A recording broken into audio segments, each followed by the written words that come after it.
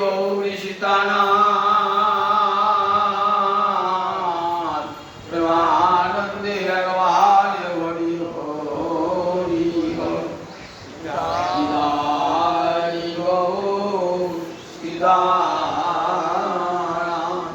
প্রেমানন্দে ভগবান হরি হরি বল। সমবেত ভক্তবৃন্দের চরণে আমার কোটি কোটি দণ্ডবৎ প্রণাম। গৌরেন্দ্রস্য সভা বিভূষণমণি ত্যক্ত্বা ঋদ্ধাং শ্রিয়ং রূপস্য অগ্রজ এব তরুণী বৈরাগ্যলক্ষ্মী দধি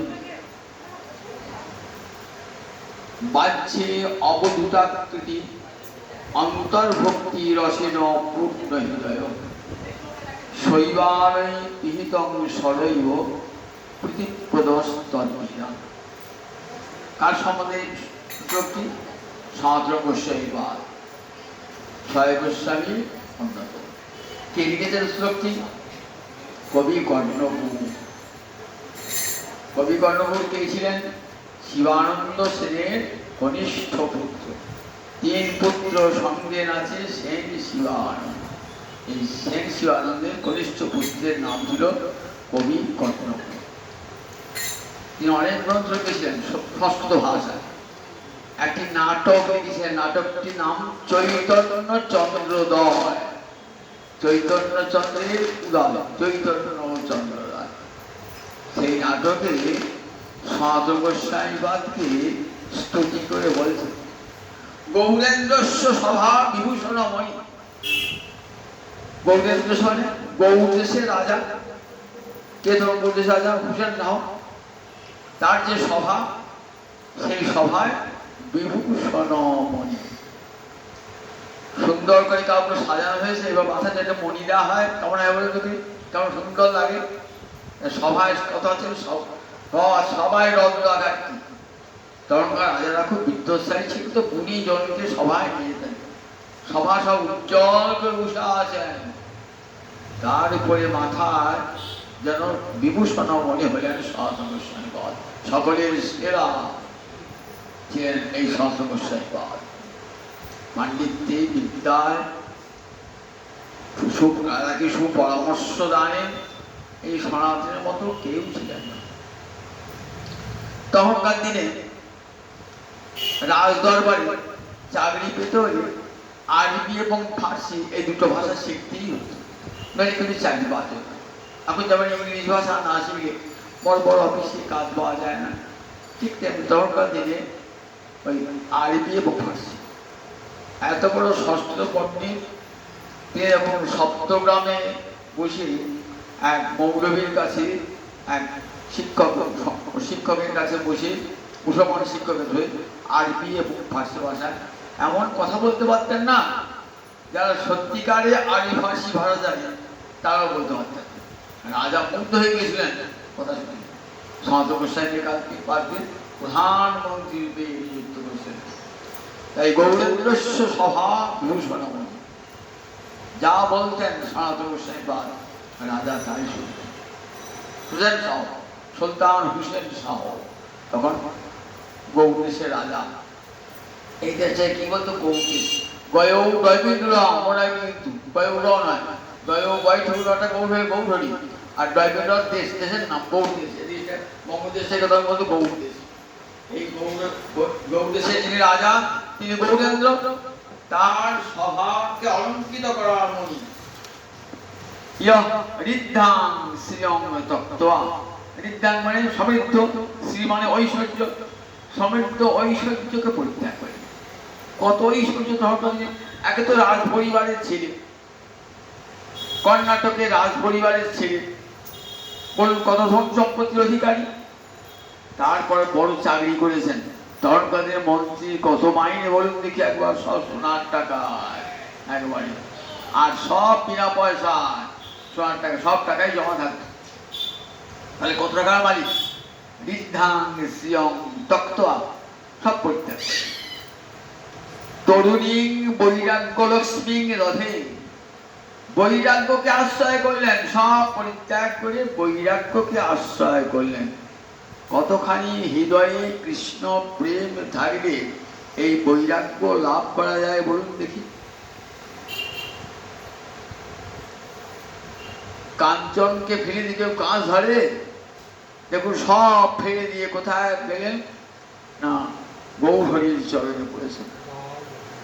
সর্বস্ব পরিত্যাগ করে নিজের স্ত্রী, পুত্র, রাজ, ঐশ্বর্য, সম্মান, খ্যাতি, প্রতিপত্তি, যশ, প্রতিষ্ঠা সর্বস্ব গৌহরিকে দর্শন করার পর সেই বৈরাগ্য আবার প্রবল হবে। একেবারে যুক্ত বৈরাগ্য। দুরকম বৈরাগ্য আছে, যুক্ত বৈরাগ্য আর একটা ফল্গু বৈরাগ্য বা মর্কট বৈরাগ্য। যুক্ত বৈরাগ্যের ভোগযশাপের হিন্দুতে বলেছেন বৈরাগ্য দুঃখ। যুক্ত বৈরাগ্য যারা কৃষ্ণ ভক্তির বশবর্তী সর্বস্ব ত্যাগ করেছেন যারা, তারা হলেন যুক্ত বৈরাগ্য। তাদের বৈরাগ্য বলা হয় যুক্ত বৈরাগ্য। আর যারা ছল করে লোক ঠকাবার জন্যে বৈরাগ্য গ্রহণ করেছেন, সংসারে পূর্ণমতি অথচ বাইরে বৈরাগ্যের বেশ, কি জন্যে? অর্থ উপার্জন করবার জন্যে, যশ খ্যাতি অর্জন করবার জন্যে, মঠ মন্দির প্রতিষ্ঠা করবার জন্যে, শিষ্য সংগ্রহ করবার জন্যে। সেটা হলো ফল্গু বৈরাগ্য বা মর্কট বৈরাগ্য। যুক্ত বৈরাগ্যকে আশ্রয় করে তরুণী বৈরাগ্য লক্ষ্মী রথে। বৈরাগ্য কি লক্ষ্মী বলে গ্রহণ করে? বৈরাগ্য লক্ষ্মী বলে? বৈরাগ্য লক্ষ্মী ছাড়া হয় বলছে তরুণী বৈরাগ্য লক্ষ্মী রথে। তরুণী বৈরাগ্য লক্ষ্মী কি থাকে যার বিবাহ করলেন। অন্তর্ভক্তি পূর্ণ রূপস্য অগ্রজ এবং রূপ গোস্বামীর জ্যেষ্ঠ ভ্রাতা, 5 বছরের বড় ছেলে রূপ গোস্বামী। তরুণী বৈরাগ্য লক্ষ্মী দলে অন্তর্ভক্তি রসিদ পূর্ণ হৃদয় বাহ্যে অবধূতাকৃতি। বাইরে অবধূতের বেশ ধারণ করেছেন। অবধূতের বেশ মানে যার বর্ণ, যার আশ্রম জানা যায় না এমন সন্ন্যাসীকে আমরা বলি অবধূত। যেমন নিতাই চাঁদ অবধূত, অবধূত নিত্যানন্দ রায়। তার কি বর্ণ, কোন বর্ণে তিনি আছেন আর কোন আশ্রমে তিনি আছেন বোঝা যায় না। সমস্ত সংসার বাসনা একবারে বিধৌত হয়ে গেছে, অবধূত হয়ে গেছে। তা কি বলে? অবধূত। এক প্রকার সন্ন্যাস, তাকে বলে অবধূত। আমরা শুনেছি অবধূত সংবাদ, ভাগবতে অবধূত সংবাদ, যার বর্ণ আশ্রম জানা যায় না। বাহ্যে দরবেশের রূপ ধারণ করেছে, বাহ্যে অবধূতাকৃতি। অন্তর্ভক্তি পূর্ণ রসে হৃদয়, সব ত্যাগ করেছেন কিন্তু কৃষ্ণ ভক্তি রসে হৃদয় খানি পূর্ণ। অন্তর্ভক্তি রসে পূর্ণ হৃদয়। বাইরে অবতা খটখটে বৈরাগ্য মনে হচ্ছে, আর অন্তর্খানি কেমন? একবারে বৈরাগ্যে ভরা, বৈরাগ্য ভরা। বাইরে ছিন্ন পোশাক, জীর্ণ দেহ, মলিন কেশ, যেন সব কেমন হচ্ছে। কেমন? শৈবালই পিহিত সরৈব। শৈব মানে শ্যাওলা, পিহিত মানে ঢাকা, সর মানে সরোবর। সরোবরের জলের উপর যদি শ্যাওলা থাকে, জলটাকে দেখা যায়? দেখা যায় না। কিন্তু শ্যাওলাটা তুললে কি দেখা যায়? কিন্তু সুন্দর জল দেখা যায়। বলছে কেমন? বাইরে বৈরাগ্যটা, ওই ছেঁড়া কাঁথা ন্যাড়া মাথা দেখছেন তো বাইরে বৈরাগ্যটা, ওটা কেমন না শ্যাওলার মতন। ওটা যে তুলে দেখবে অন্তর্খানি কৃষ্ণ ভক্তি রসে।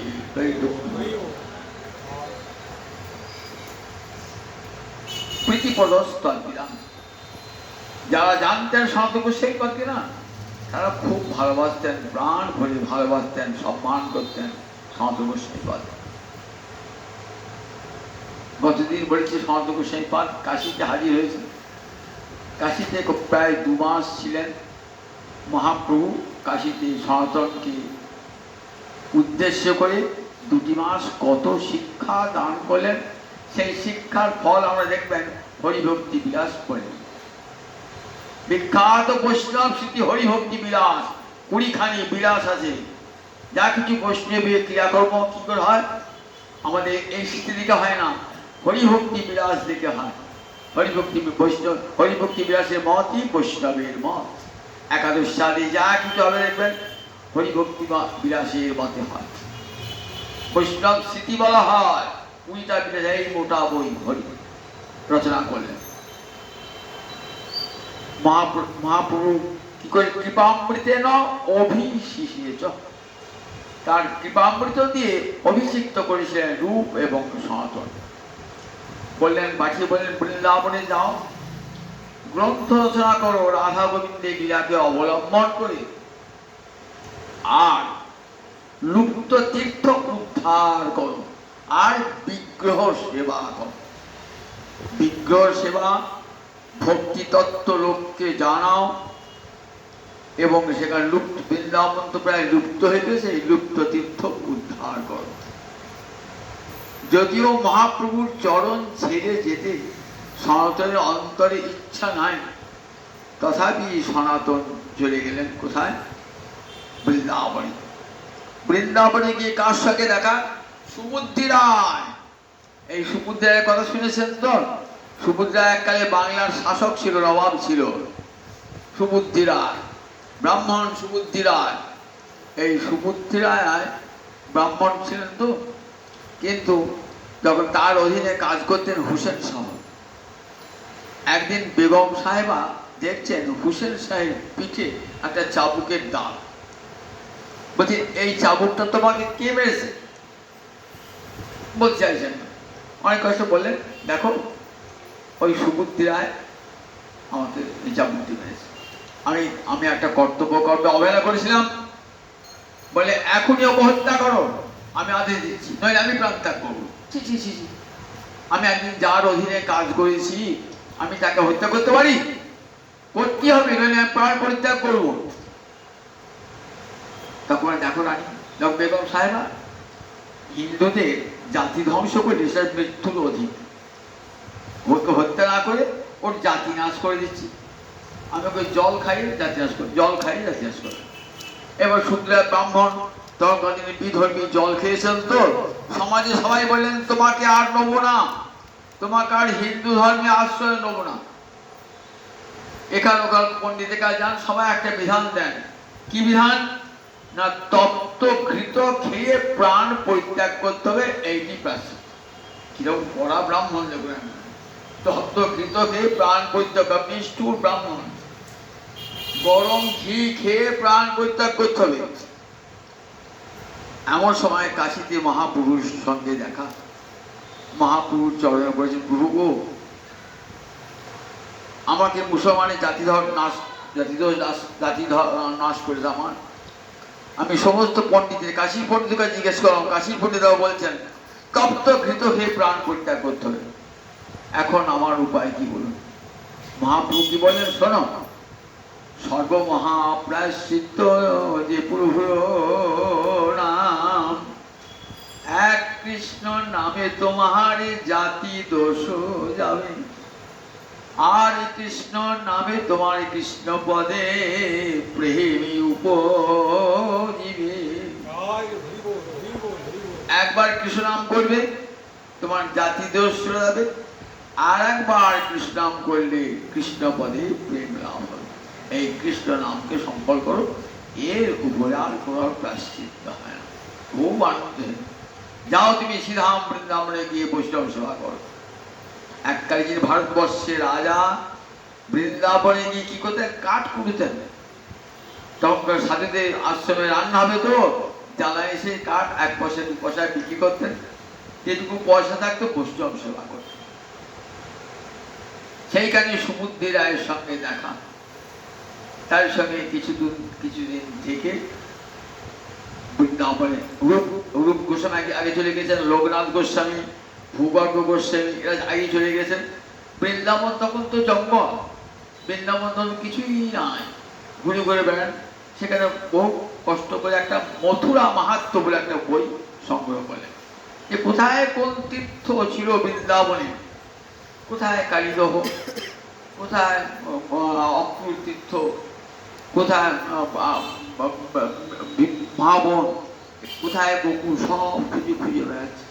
কোথায় রাধাকুণ্ড, কোথায় শ্যামকুণ্ড স্থান নির্ণয় করছে।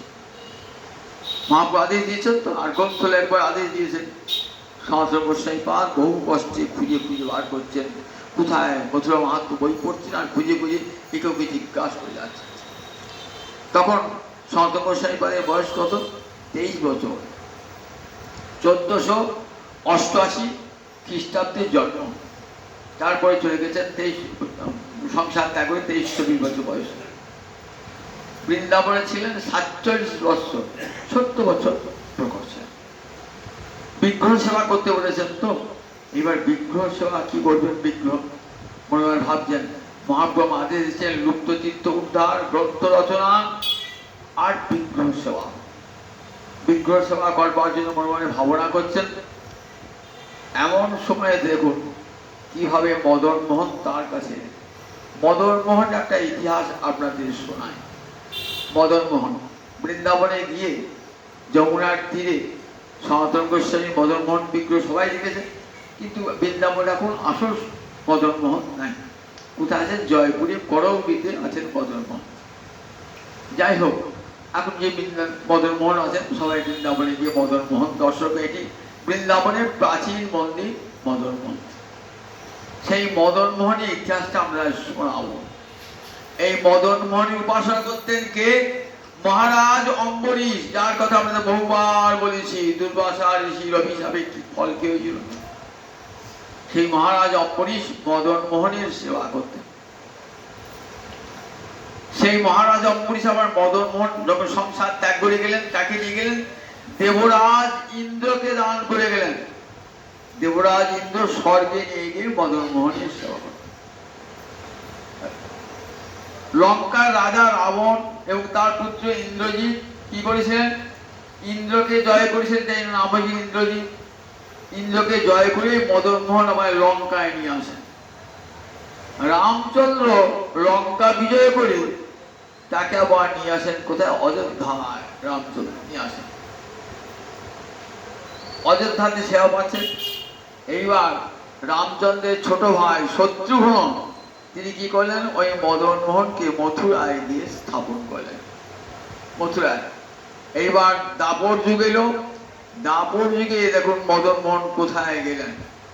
গোবিন্দ গিয়েছেন কংস ধ্বংস করতে। কুব্জার সঙ্গে দেখা, প্রতিমন্ত্রী কুব্জার সঙ্গে দেখা হয়েছে। কৃষ্ণ বলরাম যাচ্ছেন তো, আর কুব্জি কি করেছেন? সবাইকে বরণ করে নিয়েছে। যারা রাজ্যে প্রবেশ করছে না, এই যেমন এখানে গোবিন্দ মন্দির সব চন্দনের ফোঁটা দিয়ে বরণ করে বরণ করে নিচ্ছে। গোবিন্দ তো চিনতে পেরেছেন কি সেই কুব্জা, জানতে পেরেছেন সেই কুব্জা এসেছেন, সেই শূর্পণখা। রামচন্দ্রের সময় কথা দিয়ে রেখেছেন যে আমি তোমার পানি গ্রহণ করব কৃষ্ণ অবতারে, এই অবতারে নয়। দেখি চিনতে পেরেছেন, এই তো সেই শূর্পণখা আজ কুব্জা হয়ে জন্মগ্রহণ করেছে। তখন কৃষ্ণ বলরাম বলছে আমাদেরকে দেবে না চন্দনে ফোঁটা? প্রেমে এসো। বলরামকে আগে দিলেন। এইবার যখন কৃষ্ণকে ফোঁটা দিতে যাবেন না, কৃষ্ণ কি করেছেন? তার দুটি চরণ দিয়ে কুব্জার দুটি চরণ চেপে ধরেছেন আর চিমুকটি ধরে ধরেছেন অপূর্ব সুন্দরী রমণী কৃষ্ণ অঙ্গ স্পর্শী।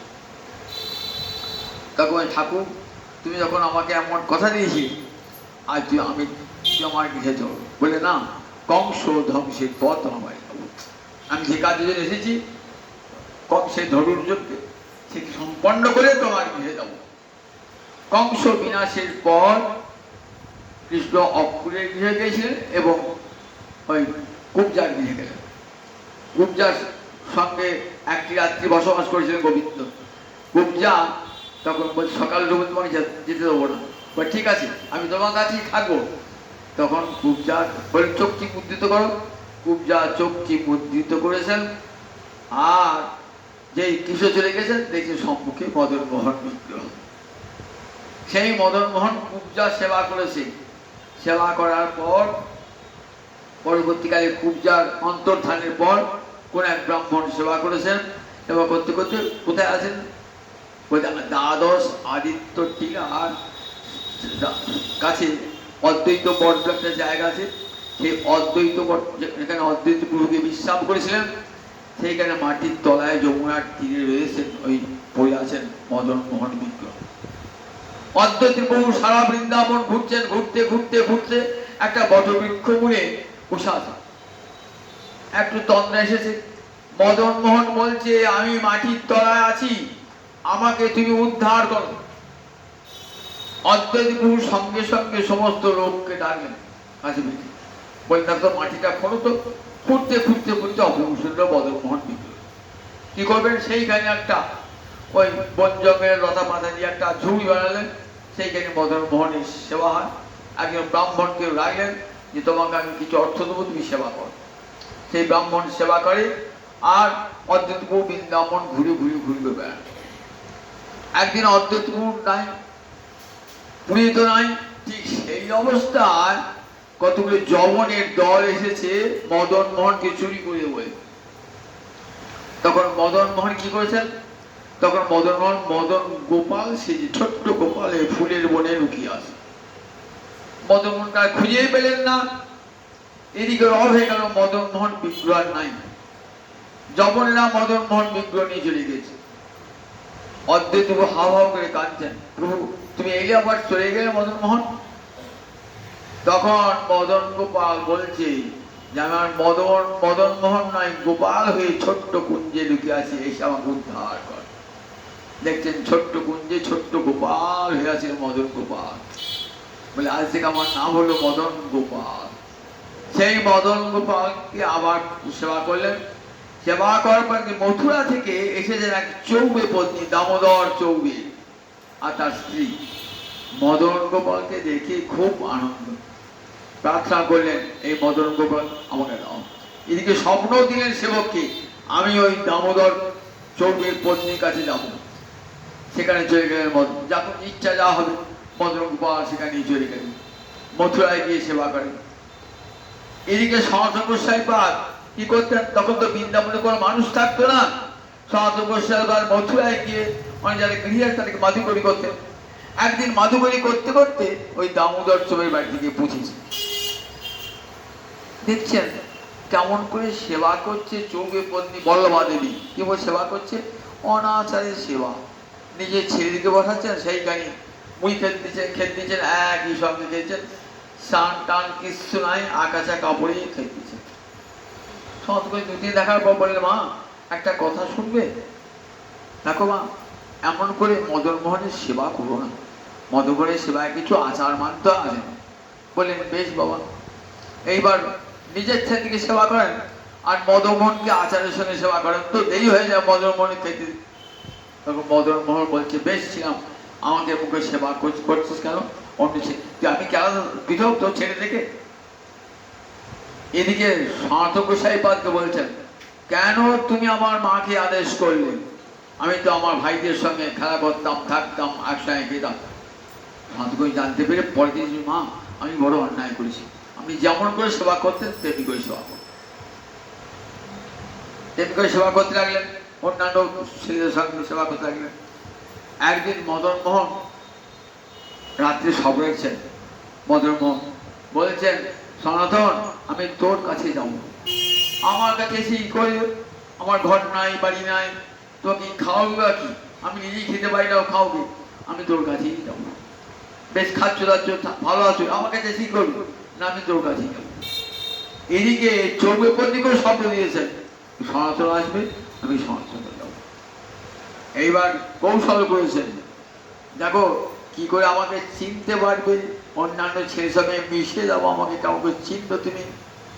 সনাতনকে বলেন, দেখো দেখবে অনেকগুলি ছেলের সঙ্গে খেলা করছি তো, যার মুখের সামনে ভ্রমর গুনগুন গুনগুন করবে জানো সেই কি আমি। আবার তোমার চোখ বেঁধে দেবে, কি বলবে, নাও কোনটি আসল মদন মোহন ছেড়ে নাও। তখন তুমি আমার দিকে এগিয়ে আসবে, আমি ছুটে গিয়ে তোমার কোলে ঝাঁপিয়ে পড়বো। এসে মদন বলছে, মা আমি সব রেখেছি। বলে হ্যাঁ আমি সব রেখেছি, নিয়ে যান মদন মোহন। এই কি মদন মোহন নেবেন? সব ছেলেগুলি একরকম দেখি, মদন মোহনকে অপূর্ব লীলা দেখছি, আমি ভ্রমণ গুন গুন গুন গুন করছি। ওই যে মদন মোহন বাবু, আচ্ছা আমি চোখ বেঁধে দিচ্ছি, কই কোনটি মদন মোহন নিয়ে যাবো দেখি। চোখটি বেঁধে দিয়েছেন, আর মদন মোহন গিয়ে একবারে ঝাঁপিয়ে পড়েছে মদন। সেই মদন মোহনকে নিয়ে এলেন কোথায়? বৃন্দাবনে মদন মোহনকে নিয়ে এলেন। মদনকে নিয়ে এসে খাওয়াবেন কি? খাওয়াবেন কি? রাখবেন বা কোথায়? যমুনার তীরে একটা জায়গায় একটা ছোট্ট ঝুপড়ি তৈরি করে মদন মোহনকে সেখানে দিলেন। এবার মাদুকরি করে যেটুকু আটা বানান, সে আটা কি করে? সে আটাটা আগুনে শিখে খেতে, তাতে নুনও থাকে না, কিছুই থাকে না। খেতে খেতে বলেছেন, খাওয়া তো নেই, কি খেতে পারা যায়? একটু নুনও দিন, আঙ্গা রুটি খাওয়া যায়?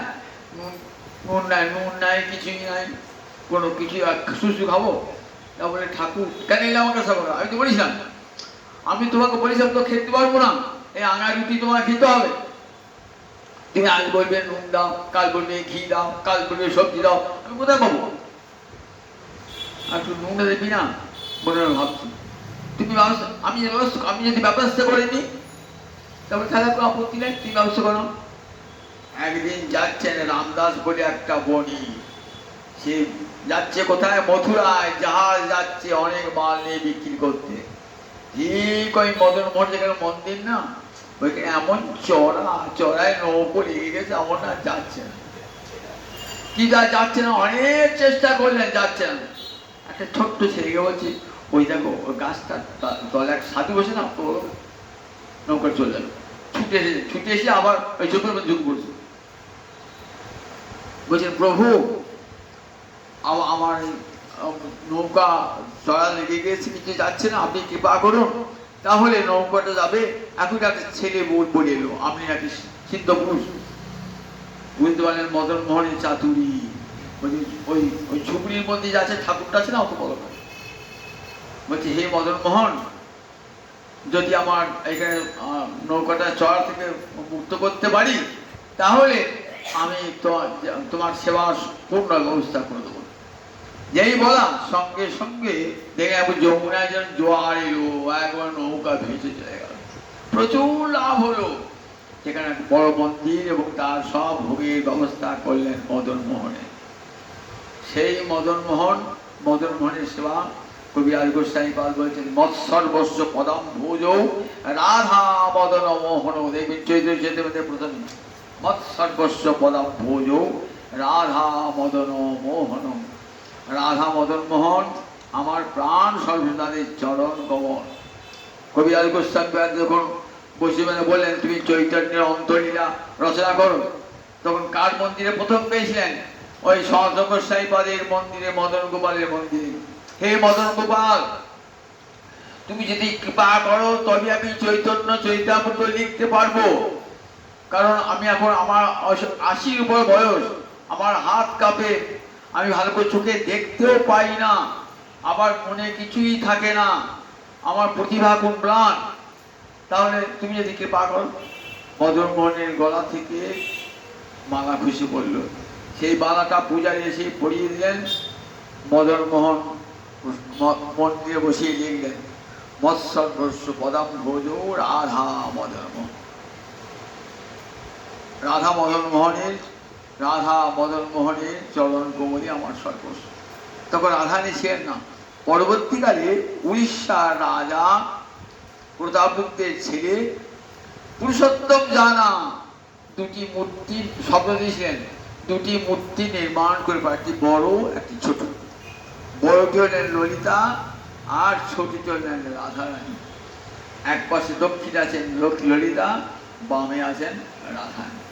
পরবর্তীকালে রাধা মূর্তি ওই মদন মোহনের বিগ্রহ। সেই মদন মোহন বিগ্রহ বৃন্দাবনে হচ্ছেন। এই মদন মোহন কত কত আমার কি যা করেছেন সনাতন গোস্বামী পাদকে। সনাতন গোস্বামী পাদ মদন মোহন দেখতেন। একদিন যমুনায় বসে আছেন, যমুনা থেকে বসে আছেন, দেখছেন কতগুলো ছেলে রয়্যাল খেলছে। রয়্যাল খেলা কাছে গুলি খেলছে। দেখছি একটা ছেলে একটু দেখছি আমার মদন মোহনের মতো। তাহলে মদন মোহন খেলতেল নাকি? মদন মোহন খেলতেল মনে হয় অন্য সমস্ত গোপাল খেলছে। ওটা কে? ওই ছেলেটাকে আলাদা রকম পিছনে ফিরে যাচ্ছে, দাঁড়ান খেলা শেষ হয়ে যাচ্ছে, পিছনে ফিরে যাচ্ছেন, পিছনে গিয়ে দেখছেন টুক করে মদন মোহন ভয় ঢুকে পড়ল। আর একটা ছেলে সেও পিছনে পিছনে গিয়েছে, সে চিৎকার করছে, আমার দাও, আমার রয়্যাল দাও, আমার রয়্যাল। চিৎকার করছে, আমার রয়্যাল তুই চুরি করেছো, রয়্যাল দাও। সন্ত বলছে কি চেঞ্জ কেন করে? তা বলছে ওই মদন মোহন আমার রয়্যাল চুরি করেছে। এই মদন মোহন রাজ, হ্যাঁ আমার খেলছিল তো, কোথায় খেলছিল? যমুনা পাড়ে, তুই করে রাখো। খুলে দেখছেন হাতে দুটো রয়্যাল। বললেন যে মদন মোহন কেমন করে সেবা করে, মদন মোহন কেমন করে আমার সনাতন গোস্বামীবাদকে কেমন বা বলে সনাতন গোস্বামীবাদ সারাটি জীবন এমনি করে মদন মোহনের সেবা করেছিল। পরে সনাতন পরে মদন মোহন চলে গেলেন করৌদিতে। যখন আওরঙ্গজেব আক্রমণ করে, কেউ বলে কালা পাহাড় যখন বৃন্দাবন আক্রমণ করেছিল, তখনই সমস্ত ওখানকার সেবকেরা মদন মোহনকে সরালেন। মদন মোহন করৌলি থেকে আর গাড়ি যাচ্ছে না, করৌলি থেকে যাচ্ছেন জয়পুর, যে মাঝখানে করৌলি কাছে জায়গা আছে, গাড়িটা আটকে শত চেষ্টা করো গাড়িটাকে নিয়ে গেল। তার বলে এখানে তখন করৌলিতে রাজা মন্দির স্থাপন করে মদন মোহনের সেবা প্রতিষ্ঠা করেন মদন মোহন। আজ আসল মদন মোহন করৌলিতেই আছে। যাই হোক, সনাতন গোস্বামীপাদ বৃন্দাবনে থাকেন। বড় গোবালিকারা মাঝে মাঝে দর্শন দেন সনাতন গোস্বামীপাদকে। একদিন রূপ গোস্বামীপাদ একটা কবিতা লিখেছেন, চাটু পুষ্পাঞ্জলি। সেখানে রাধা রানী রূপের বর্ণনা করছেন। বলছেন রাধা রানী চুলের বেনিটা কেমন না বেলাঙ্গন ফনান। বেলাঙ্গন মানে অর্থাৎ মেয়েদের চুলের খোপার মতো, রাধা রানী সর্পের মতো, সাপের ফোনার মতন ওই বেলাঙ্গনাদের মাথার বেনি। দাদা দেখো তো ঠিক হয়েছে, ঠিক লাগলাম কিনা? না বলে তুলনাটা ঠিক হলো না ভাই। সাপ একটা বিষধর প্রাণী, আর রাধারানীর চুলের খোপার সঙ্গে ওটা তুলনা করলেন। বললে দাদা কাল তুমি সংশোধন করে দাও। নিয়ে গেলেন দাদা সংশোধন করতে। দেখছেন একদিন মনে মনে ভাবছেন কি ওখানে বসানো যায়, ভাবছেন দেখছেন যমুনা ধারে বসে আছেন তো, কতগুলো ব্রজ বালিকা দোল খাচ্ছে একটা গাছে, দোল খাচ্ছে, সব 10-12 বছর সব বালিকা, কিশোরী বালিকা সব দোল খাচ্ছে। দেখছেন মাথায় বেনিগুলো ঝুলছে তো, ঠিক যেন হচ্ছে সাপ লেগে আছে, সাপ লেগে আছে। শোন শোন শোন, এ তোদের পিঠে সাপ, তোদের পিঠে সাপ, ছুটে গেছেন। ছুটতে ছুটতে গিয়ে দেখছেন একটাও ব্রজ বালিকা নেই। তখন ভাবলেন ওই যে সত্যি সাপের মতো ফোনার মতো সন্তোষ সাহেব কেমন করে রাধারানী বিবাহ করে গেলেন।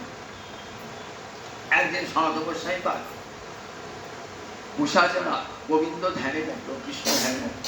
লীলাদর্শ তো লবঙ্গ মঞ্জুরি ছিলেন তো, সনাতন গোস্বামীপাদ এক মঞ্জুরি ছিল লবঙ্গ মঞ্জুরি।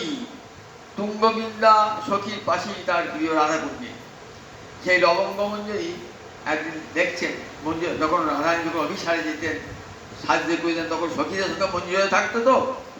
রাধারানী সাজছেন, কিরকম সাজছেন না গধূলি, এবার গোবিন্দ আসবেন তো, গধূলি লেগেছে, গোচারণ করতে করতে সখাগণের সঙ্গে আসবেন, গাভীর পশ্চাতে পশ্চাতে কোথায় উচ্চ অট্টালিকার সিঁড়িতে গিয়ে সব গোপীরা দেখবেন গোবিন্দ দর্শন করবে।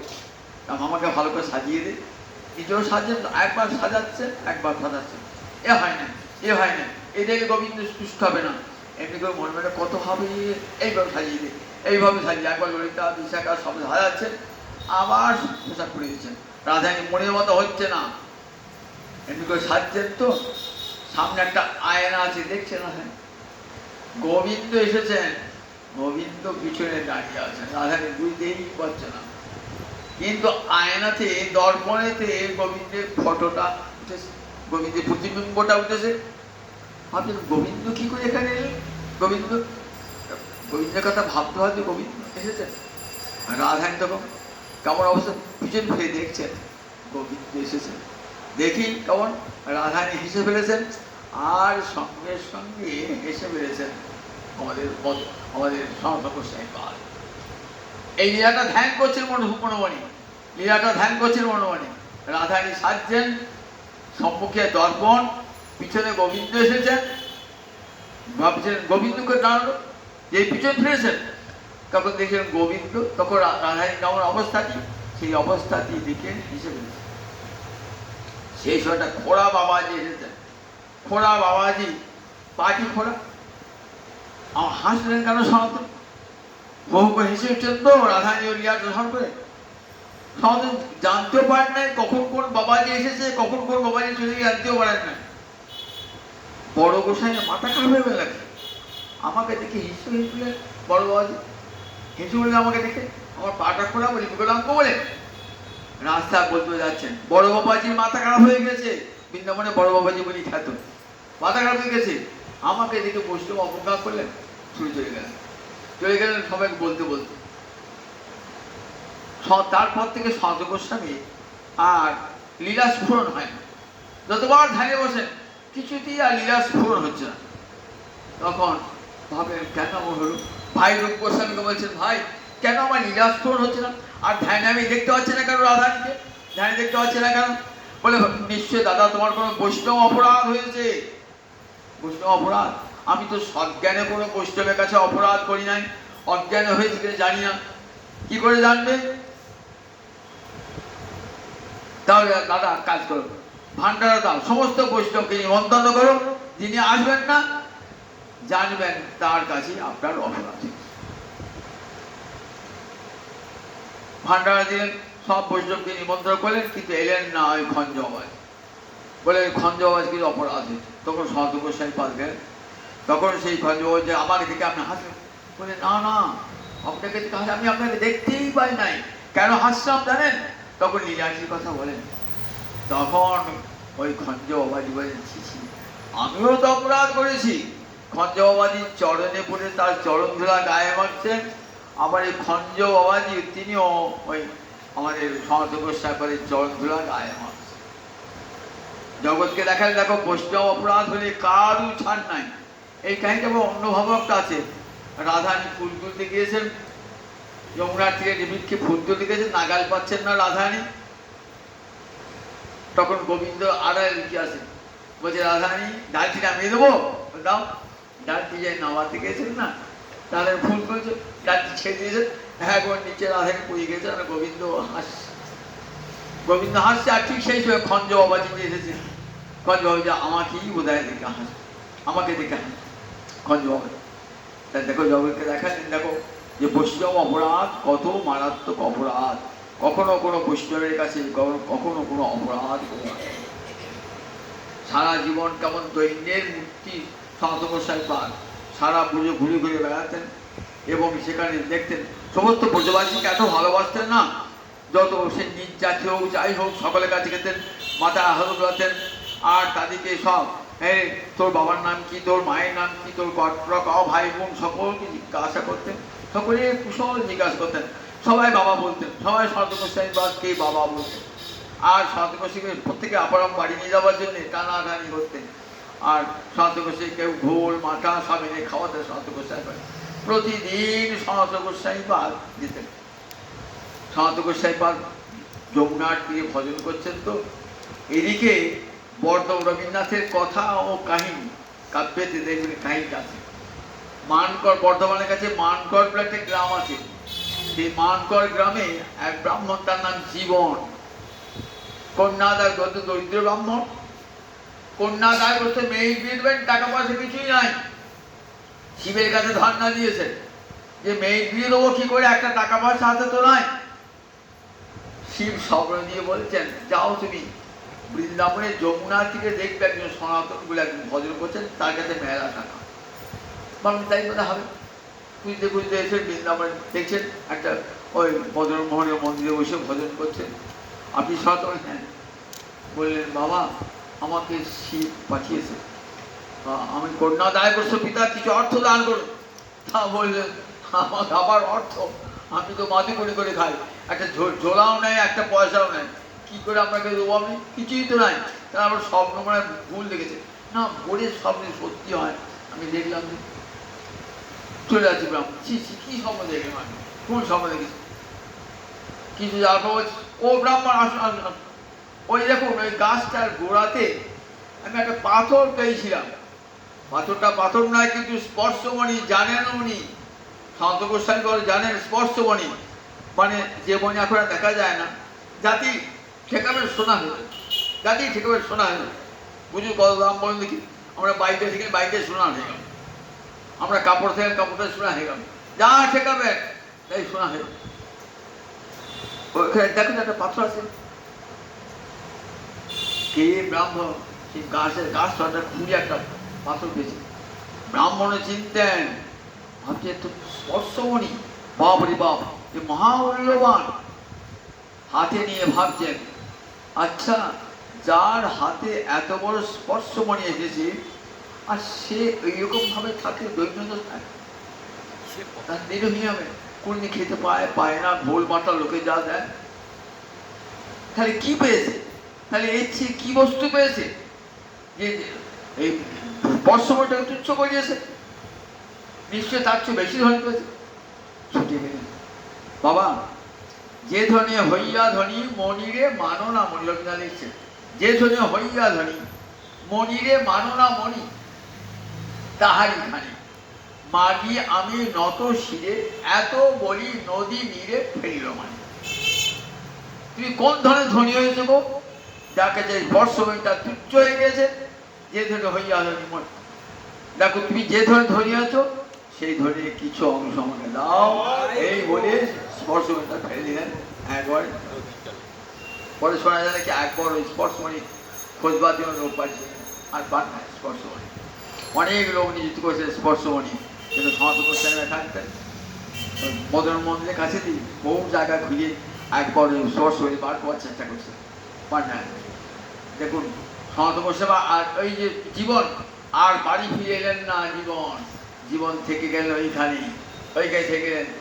সনাতন গোস্বামীর চরণকে আশ্রয় করে সংসার ঘুরে গেলেন, সমস্ত স্ত্রী পুত্রকে ভুলে গিয়ে দেবারত সনাতনের শিষ্যত্ব গ্রহণ করে সেখানে ভজন সাধন করতে হবে। আমার আগামী বলবো সনাতন গোস্বামী পদে অনেক কথা বলে শেষ হবে না। জয় নিতাই, জয় নিতাই।